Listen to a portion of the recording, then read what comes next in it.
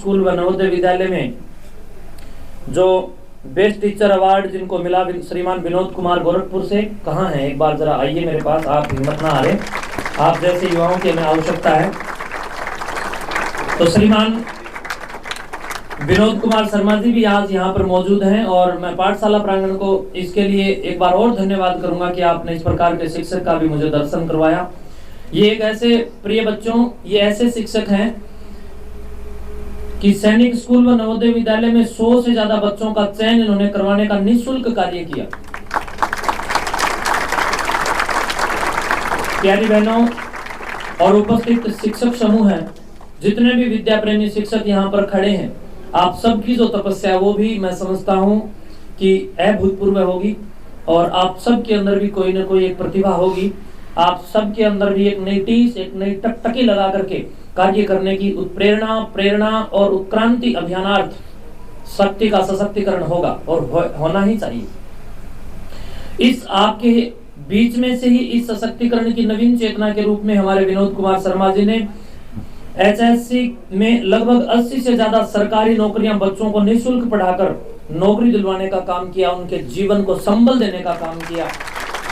और इतना ही नहीं बल्कि विनोद कुमार शर्मा जी ने जरूरतमंद व गरीब व आवश्यक जिन बच्चों को आवश्यकताएं हैं, ऐसे जरूरतमंद बच्चों को किताबें व उनकी फीस, उनके कपड़े, उनके जूते, उनकी पूरी वर्दी या उनको हर प्रकार से जो मदद है वो देने के साथ साथ शिक्षा तो देने का काम करते ही हैं, लेकिन आधि भौतिक, आधि दैहिक और आधि आत्मिक और आत्मिक उन्नति में, शारीरिक मनस्तत्व और शारीरिक ऊर्जाओं में, शारीरिक शिक्षा से संबंधित, भौतिक व्यवस्थाओं से संबंधित, जरूरतमंद की वस्तुओं से संबंधित भी इन्होंने अपनी ऊर्जा और अपनी मन बुद्धि को लगाने का प्रयास किया और जरूरतमंद व गरीब बच्चों के लिए किताबें और उनकी फीस देकर शिक्षा के क्षेत्र में दीप जलाने का जो प्रदीप्त और दीप्त कार्य किया है, उसके लिए मैं इनको यहाँ सम्मानित करता हूँ और पुष्प पहना करके इनका अभिनंदन भी करूंगा कि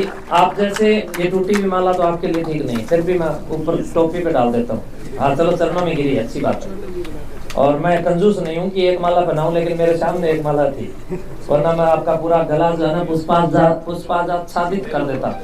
तो पुष्पों से आच्छादित ये गले ये होने चाहिए।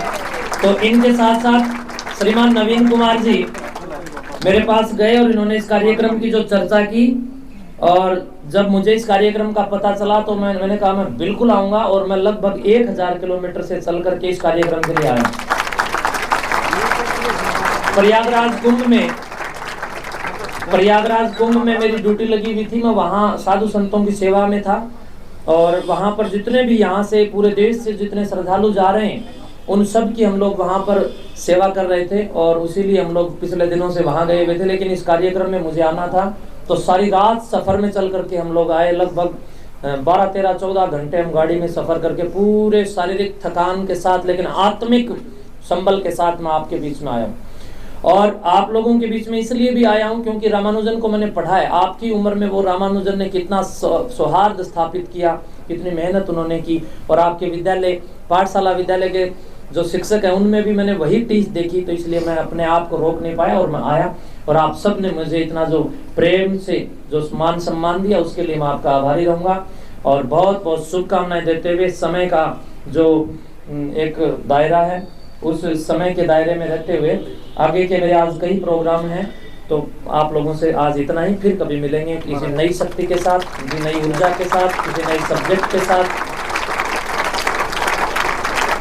एक नई यात्रा के साथ और एक नई संजीवनी ऊर्जा के साथ। और मैं आपको बता दूं, मेरे को मैथ थोड़ा कम आता है, तो मैं इसलिए आप सभी जिनको मैथ ज़्यादा आता है उनको अपना आदर्श मानता हूं कि मुझे आपसे कुछ सीखना चाहिए, और मैं प्रयास करूंगा। अभी मैं रास्ते में बात ही कर रहा था, मेरे साथ में एक इकोनॉमिक्स MA में एक लड़का है, तो ये मैंने इसको कहा है कितना समय पढ़ता है तू आजकल, क्या पढ़ रहा है?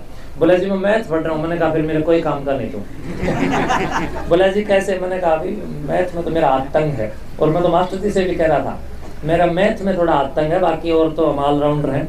तो ऑलराउंडर अभी बनने में थोड़ी सी कमी है, वो है मैथ। तो मैं आज आप लोगों से ये प्रेरणा लेके जाऊंगा कि अब मैं जितना समय इंग्लिश को, हिंदी को, संस्कृत को, साइंस को देता हूँ, अब उतना ही समय मैं मैथ को भी दूंगा और मुझे मेरे खुद के स्वावलंबन में भी और खुद के मूल्यांकन में भी मैथ की कहीं ना कहीं कसौटियों को पार करना चाहिए। और ज़रूरत पड़ी तो मैं आप शिक्षकों की उसमें सहयोग भी लूँगा।